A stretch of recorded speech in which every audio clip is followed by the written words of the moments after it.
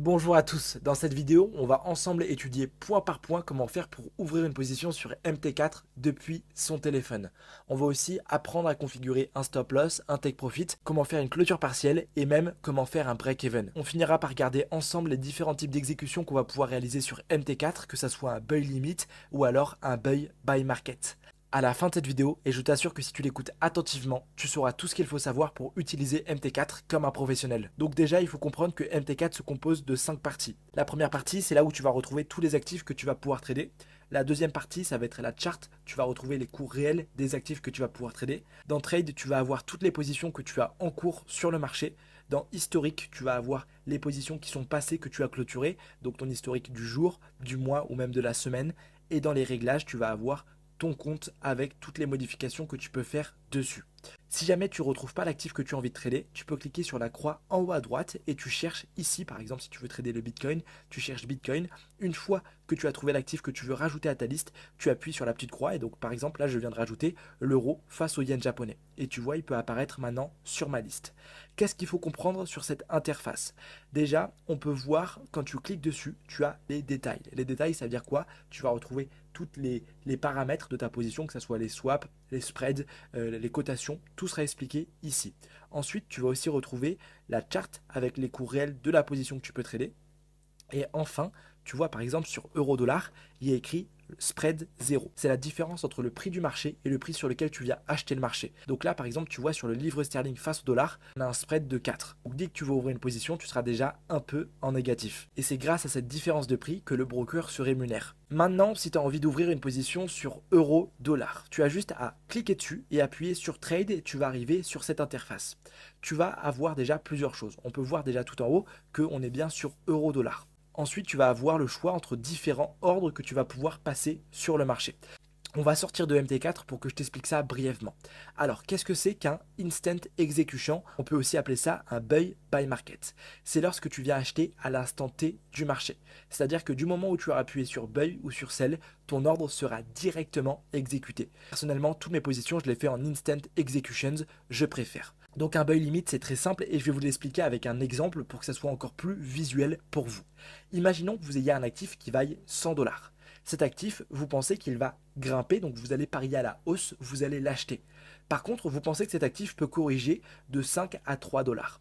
Donc, vous configurez votre application pour dire, eh bien, si jamais l'actif corrige à 95 dollars, automatiquement, lorsque le prix sera touché, tu viendras acheter cet actif dès qu'il aura descendu à 95 dollars. C'est pareil pour du coup un sell limit, c'est vous pariez à la baisse du marché et vous pensez que avant que le marché s'écroule, eh ben, il va y avoir une impulsion. Donc vous dites si l'actif vaut 100 dollars, si jamais l'actif touche 110 dollars, alors automatiquement je viendrai prendre un ordre vendeur sur le marché. Ensuite, on a un buy stop et un sell stop. C'est très simple. Un buy stop, c'est si jamais vous avez un actif qui vaut 100 dollars, vous êtes aussi haussier dessus, vous allez parier à la hausse dessus, et vous venez de dire à l'application, eh ben, mon scénario sera validé. Si jamais il touche les 105 dollars, je viendrai acheter le marché. Vous comprenez la différence entre buy limit et buy stop. Un buy stop, c'est si jamais l'actif grimpe et que vous voulez rentrer dedans. Et un buy limit, c'est si jamais l'actif corrige. Donc maintenant qu'on a compris les différents types d'exécution qu'on va pouvoir réaliser sur le marché, on va voir ensemble qu'est-ce que ça veut dire ce 0,02. Alors ça, c'est les contrats que vous allez acheter, que vous allez passer sur le marché. C'est votre taille de position. Cette taille de position, elle doit être modifiée en fonction de la taille de ton stop loss, de ton capital de trading et de la paire que tu vas trader. Si jamais tu veux que je te fasse une seconde vidéo où je t'explique comment gérer son money management à la perfection et être sûr d'avoir un bon volume de trading, n'hésite pas à me le dire en commentaire.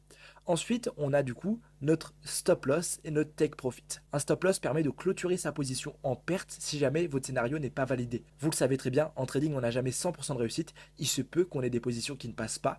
Et un stop loss, ça nous permet du coup de clôturer en perte notre position, mais d'éviter de se faire liquider si jamais on a tort. Et un take profit, c'est quoi? C'est une prise de position. C'est-à-dire que lorsque votre scénario est validé, vous mettez un objectif de gain, et lorsque le marché viendra toucher ce prix-là, votre position se fermera directement en positif. Donc pour faire plus simple, je ne veux pas mettre de TP et de SL, on va ouvrir une position ensemble pour faire un exemple.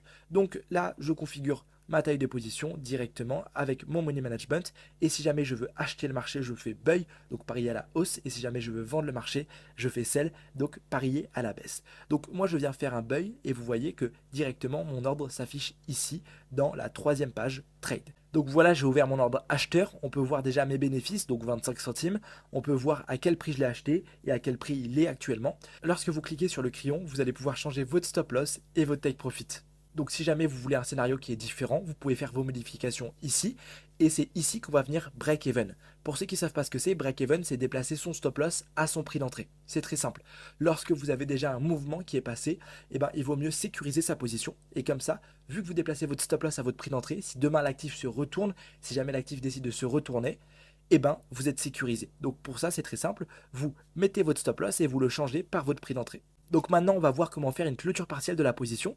Donc c'est assez simple, vous cliquez sur vous cliquez sur la flèche et là vous voyez j'ai un lot de 0,05. Si vous voulez clôturer partiellement la position, c'est très simple, vous venez changer le volume et vous mettez par exemple 0,02 et là je clôturerai partiellement ma position avec 16 centimes de profit. Lorsque je vais l'exécuter, on va pouvoir le retrouver dans History avec toutes les positions que j'ai prises. Et puis dans Trade, si jamais vous voulez finalement fermer votre position parce que vous êtes content de vos bénéfices, vous cliquez sur la flèche Close Profit, Accept et c'est parfait. Dans votre historique, vous allez retrouver vos gains, vos pertes, tout votre historique de trading. Très bien, et ben on a vu ensemble comment configurer son MT4. N'hésitez pas à vous abonner sur cette chaîne YouTube parce qu'il va y avoir plein de contenus de valeur. Donc là, on fait les premiers tutoriels, mais vous allez voir qu'au fil du temps, il va y avoir pas mal de connaissances dessus, pas mal de valeur. Donc je vous invite à vous abonner. Si vous avez la moindre question, n'hésitez pas à la poser en commentaire. Je vous rappelle aussi que pour vous créer un compte MT4 avec de l'argent réel, il vous faut forcément un courtier. En effet, MT4, c'est juste un outil de trading, c'est juste un logiciel de trading.